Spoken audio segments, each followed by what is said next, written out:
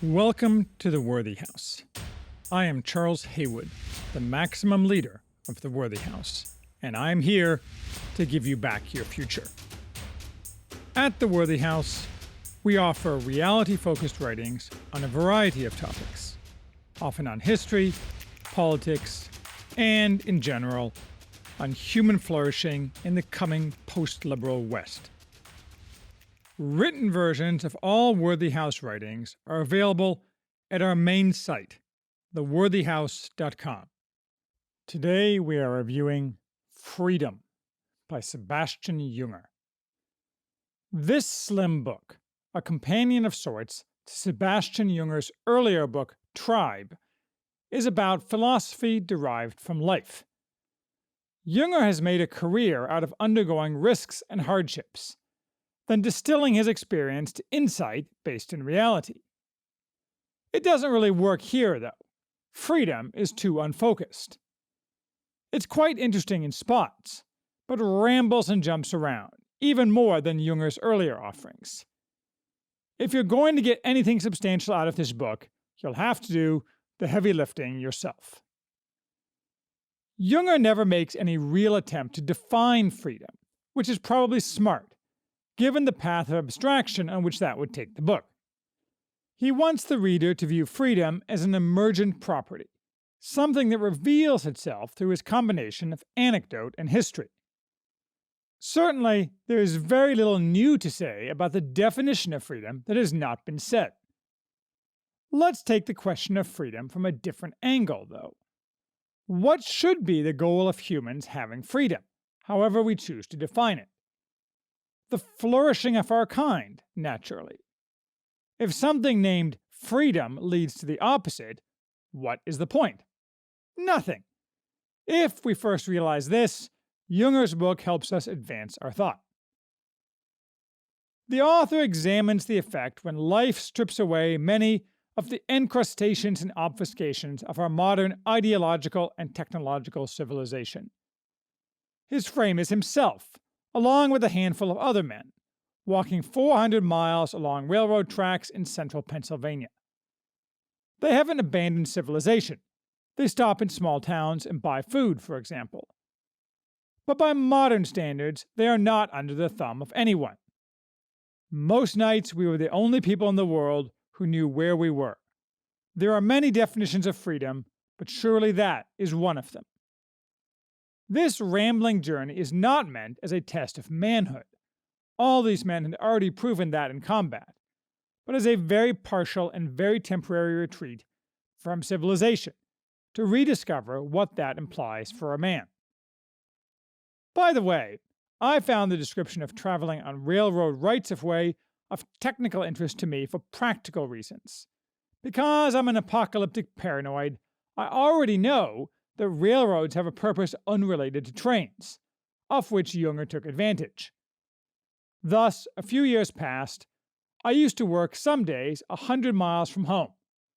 I carried a detailed railroad map, which are surprisingly difficult to find, figuring that the rails would be a much easier and safer way to return home on foot in some kind of societal catastrophe than using the roads. Junger confirms this.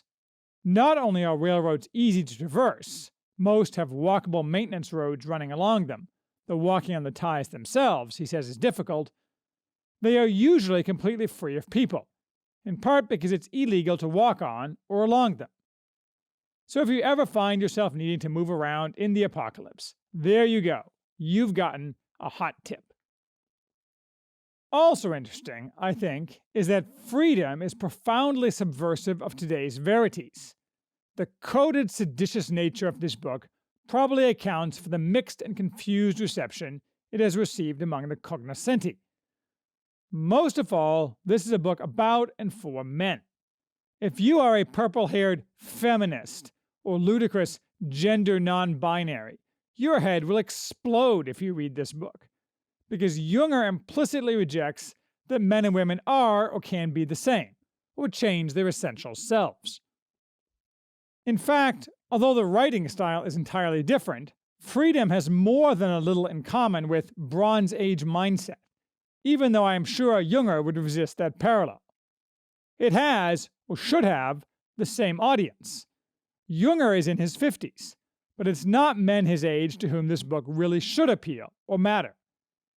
After all, most men in their 50s today who might buy this book are locked into the professional managerial elite, with rising waistlines and falling testosterone. And absent some societal catastrophe, they will never get out of that trap. Rather, young men should read this book, because they are all sold a siren song that promises freedom, but they still have options. They are told, just get a college degree, check the right boxes, ensure you curb and bridle your masculinity, obtain a BS job in the professional managerial elite, and then you too can lead a life of unlimited license, consumerism, and atomization. Never mind, you will have no meaning in your life and die alone. If a young person reads this book, he might get off this destructive track, and he will at least know there is another way to look at life. The core of man's freedom for Junger is, as the first part of the book is titled, the ability to run. You are not free if you cannot leave where you are and go somewhere else. As he relates, this was how much of Pennsylvania was settled, by men and their families moving west, up the rivers and past the rapids, risking gruesome deaths at the hands of Indians. Junger follows their path, without the same dangers, to be sure. When you run, though, you do not obtain the atomized, abstract freedom so cherished by the modern world. The inside joke about freedom is that you're always trading obedience to one thing for obedience to another. Outside of the comforts of civilization, reality must be obeyed, as well as one's obligations to the group, and almost everyone has a group. No matter how far you run, unless you leave society altogether, you owe something to others, and this is not tyranny, but in fact the nature of freedom. Junger's historical and factual lessons are often obscure and therefore particularly interesting, at least to me. He contrasts the defeat in the early 16th century of the Pueblo Indians, settled town dwellers, with the inability of Europeans to defeat the Apache, nomadic warriors, for hundreds of years. He points out that, especially in heat, human beings can cover long distances on foot better than any animal. This is a physical area in which women perform at up to 80% of men's performance, as opposed to the normal 50% or so, making societal nomadism possible by not requiring sexual differentiation during travel, unlike fighting and childcare, which are biologically dictated to be performed by men and women respectively. This ability to literally run has made many people and groups free: American settlers, American slaves, nomads throughout history. But let's ask, does running lead to human flourishing? Temporary running, followed by settling, is different than a permanent life of movement, and temporary running certainly can lead to freedom from oppression. Those permanently on the move, nomads and hunter-gatherers, may be happier than those settled, but their lives are riskier. Or are they? It's not clear, really. Many, like James C. Scott in Against the Grain, would argue that hunter-gatherers are happier and healthier. And a risky life can be a flourishing life too. As we have seen during the Wuhan plague, excessive reduction of risk is extremely destructive of human societies. In practice, those given a choice often choose running. As Junger discusses at greater length in Tribe, history shows many examples of members of settled society fleeing to join nomads, including quite a few American settlers joining Indian tribes by choice. You won't get civilization that way, nor glory, but you may get much more satisfied people. Regardless, certainly, our civilization today has neither glory nor satisfaction, which suggests that what freedom we have is not to our benefit. The other two parts of the book are titled Fight and Think. I'm honestly not sure why. Really, both parts are about fighting, as is much of the first part. That may not be surprising.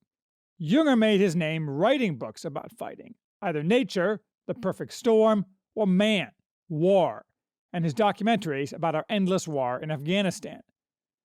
His point seems to be, though it's implicit, that fighting is inherent in freedom, not just against direct threats, which exist in all human times and places, but more broadly, in order to live as one chooses in one's own society, within the strictures that society necessarily imposes.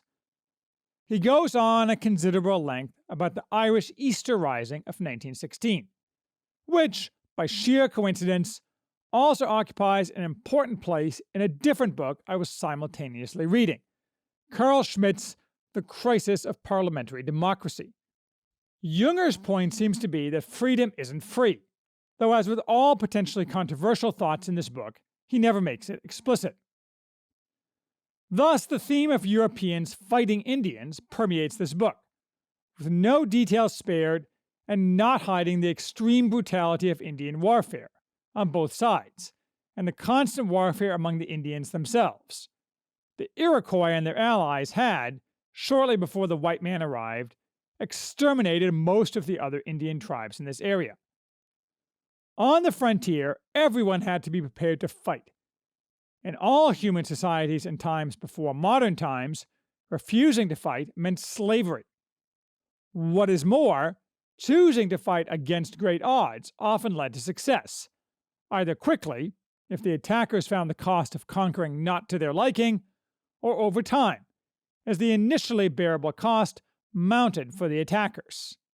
And here Junger returns to the mobility that is inherent in freedom as a tool of war, used by those in Afghanistan and Iraq defending their lands against invading Americans. Western troops struggled to corner and defeat even lightly armed insurgents. But again, it's not entirely clear what Junger's point is. He doesn't seem to be making any comment on the divisions in America today, although in one of the more evocative metaphors he uses, he muses about a massive freight train barreling through the night. What would it take to stop something like that instantaneously? I imagined some kind of massive wall, but the answer was more obvious. Another train going just as fast in the opposite direction. America could seem like that as well, a country moving so fast and with so much weight that only a head-on collision with itself could make it stop. Junger seems to think that stopping would be bad. He doesn't say what he thinks of today's America. Although here he carefully takes no political positions, his own real-life politics skew left. He recently wrote an astoundingly ignorant article on the Spanish Civil War for what remains of Time magazine, an article that appears based mostly on communist propaganda fed to him by his father, the point of which is that Americans who won't unhesitatingly and completely comply with all left demands are very, very bad people. Yet he also recognizes, not being actually dumb at all, that at the heart of most stable governments is a willingness to share power with people you disagree with, and may even hate. But as is indisputable, every modern ideological civil war in the West has been caused by the inherent inability of the left to do precisely this, and we see the exact same pattern nearly completely formed in America today, and it would have been completed had Trump been recognized as the winner of the 2020 election.